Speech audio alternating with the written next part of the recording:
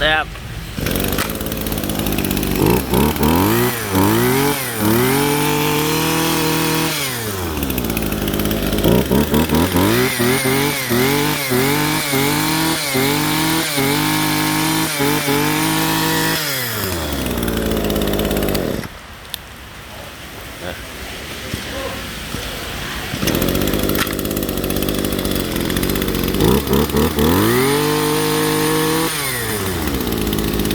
Rồi, cái này rùi đậu không nổ nữa.